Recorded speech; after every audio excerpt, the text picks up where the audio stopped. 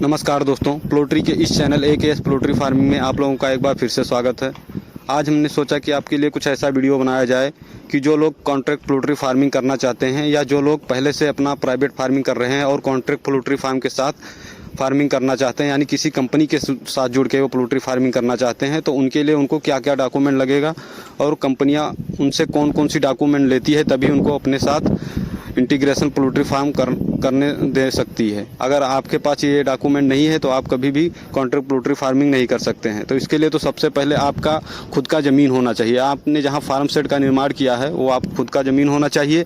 अगर मान लीजिए आपने लीज पर लिया हुआ है तो उसके साथ आपको 10 साल का कम से कम उसको एग्रीमेंट होगा। अगर आपने लीज पे ज़मीन लिया है तो उसका एग्रीमेंट पेपर होगा, वो भी आपको सबमिट करना पड़ेगा। तो जो हम डॉक्यूमेंट बताएंगे सभी कंपनियों का सेम ही रहता है, कुछ इधर उधर बदला रहता है, बाकी सभी कंपनियों का यही डॉक्यूमेंट लगता है। तो आप चाहें तो ये नोट भी कर सकते हैं और बिना वीडियो स्क्रिप्ट किए हुए लास्ट तक देखिए। सब हम टोटल डिटेल में आपको सभी डॉक्यूमेंट बता देंगे कि कौन कौन सी डॉक्यूमेंट लगेगा और कौन सी डॉक्यूमेंट आपको कहाँ से मिलेगा। ज़्यादातर तो डॉक्यूमेंट आप लोगों के खुद के पास ही रहता है। तो सबसे पहले आपके पास एक आईडी कार्ड होना चाहिए। आईडी कार्ड में चाहे तो आप वोटर आईडी कार्ड या तो नॉर्मली तो सबके पास आधार कार्ड होता ही है, एक आधार कार्ड आपके पास होना चाहिए। उसके बाद आपके पास 3 पासपोर्ट साइज फ़ोटो होना चाहिए। इसके बाद आपको 3 चेक भी देना पड़ेगा, यानी कि जिस बैंक में आपका खाता है उसका आपको 3 चेक, ब्लैंक चेक, साइन किया हुआ चेक देना पड़ता है। तो इसीलिए हम कहते हैं आप किसी भी कंपनी के साथ कॉन्ट्रैक्ट पोल्ट्री फार्म कीजिए, लेकिन जेन्युइन कंपनी के साथ ही कीजिए, जो कंपनी फ्रॉड ना करे, क्योंकि आपका बहुत सी डॉक्यूमेंट ऐसा है जो आपको भारी नुकसान भी दिला सकता है। यानी कि जिस भी कंपनी के साथ आपको भरोसा हो, आपके उधर फार्मिंग चल रहा हो, तभी आपको उस कंपनी के साथ अपना सारा डॉक्यूमेंट शेयर करना है। और आपके पास पैन कार्ड भी होना चाहिए। अगर आप लोगों के पास पैन कार्ड नहीं है तो पैन कार्ड जरूर बनवा लीजिए, क्योंकि जब आप कॉन्ट्रैक्ट पोल्ट्री फार्मिंग करेंगे और आपका पेमेंट आएगा, अगर आपके पास पैन कार्ड नहीं है तो आपका पेमेंट अच्छे तरीके से नहीं आ पाएगा, मतलब आएगा ही नहीं, बिना पैन कार्ड के पेमेंट नहीं आएगा। तो पैन कार्ड भी इसमें बहुत ज़रूरी है। इसके बाद आपके पास खसरा और खितौनी होना चाहिए। अगर आप लोगों के पास खसरा और खितौनी नहीं है तो किसी भी लोगबाड़ी केंद्र पर आप जाइए, वहाँ पर आप खसरा और खितौनी का नंबर बताएंगे, गाटा संख्या नंबर बताएंगे, वो आपको निकाल के खसरा और खितौनी दे देंगे।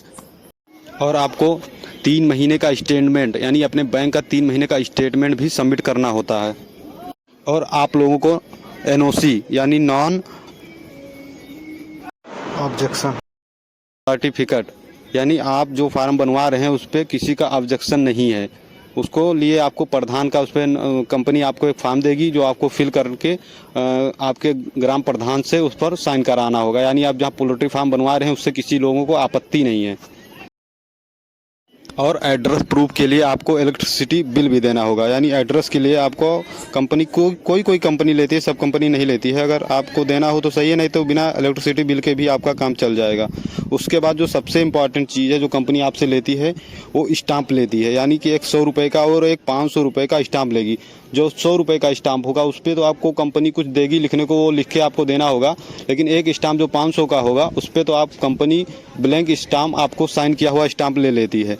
इससे कोई प्रॉब्लम नहीं है, बस यही है आप जब भी इंटीग्रेशन कीजिए कोई जेन्युइन कंपनी से और आसपास पूछ के ही कीजिए, जो कंपनी काफ़ी समय से वहाँ काम कर रही हो। अब तो ये होगा कि आप लोगों का ये डॉक्यूमेंट देना पड़ता है, यानी जिनका सेड है उनको ये डॉक्यूमेंट देना है। उसके बाद आपको एक गारंटर भी देना पड़ेगा, यानी कि जो पहले से ही उस कंपनी के साथ पोल्ट्री फार्मिंग कर रहा हो उसको आप उसका भी कुछ डॉक्यूमेंट आपको गारंटर के रूप में देना होगा। अगर आपके गांव में उधर कोई नहीं है जो पहले से उस कंपनी में पोल्ट्री फार्मिंग कर रहा हो, तो कोई कंपनी अब सरकारी सर्विस वालों को भी गारंटर के रूप में लेती है। तो हम बताते हैं कि अगर गारंटर का कौन कौन से डॉक्यूमेंट आपको देना पड़ेगा। तो गारंटर के डॉक्यूमेंट के लिए उनका आधार, पैन कार्ड, 3 चेक उनका भी लगेगा। उसके बाद फ़ोटो और बैंक का पासबुक उनको भी जमा करना होगा। और कोई कंपनी गारंटर का भी खसरा और खितौनी लेती है। ज़्यादातर कंपनियां नहीं लेती हैं, लेकिन कोई कंपनी गारंटर का भी खसरा और खितौनी लेती हैं। लेकिन जो इससे पहले हमने बताया आधार, पैन कार्ड और 3 चेकबुक, ये तो अनिवार्य है, ये तो आपको लगेगा ही। उसके बाद कंपनी आपको एक बुक देगी। कंपनी क्या देती है, सुपरवाइजर, जब आपका ये सब डॉक्यूमेंट हो जाएगा तो सुपरवाइजर एक बुक लेके आता है, CGA बुक जिसे हम कहते हैं, चिक्स ग्रोइंग एग्रीमेंट वो बुक रहता है। उस पर आपको और गारंटर को कम से कम 10 से 15 जगह साइन करना रहता है। उसको आप चाहें तो फिल भी कर सकते हैं, आप उसको चाहें तो पढ़ सकते हैं। उसमें ज़्यादा कुछ होता नहीं, बस ये चिक्स ग्रोइंग एग्रीमेंट होता है, मतलब किस तरीके से आप काम करेंगे, चोरी करेंगे या नहीं करेंगे, उसमें आपका एग्रीमेंट रहता है। तो चाहे तो आप उसको भी फिल कर सकते हैं। वैसे वो सुपरवाइजर का ही काम है, सुपरवाइजर उसमें आपका एड्रेस और जो कुछ लगेगा सब फिल कर देगा वो आपका। तो अगर आपको अभी भी कोई अगर प्रॉब्लम हो रही है तो चाहे तो आप हमको कमेंट कर सकते हैं। अगर कोई भी प्रॉब्लम हो कि कौन सा डॉक्यूमेंट आपको नहीं समझ में आ रहा है या कोई कंपनी है जो आपसे ज़्यादा डॉक्यूमेंट मांग रही है, तो कमेंट बॉक्स में हमें कमेंट कीजिए। धन्यवाद।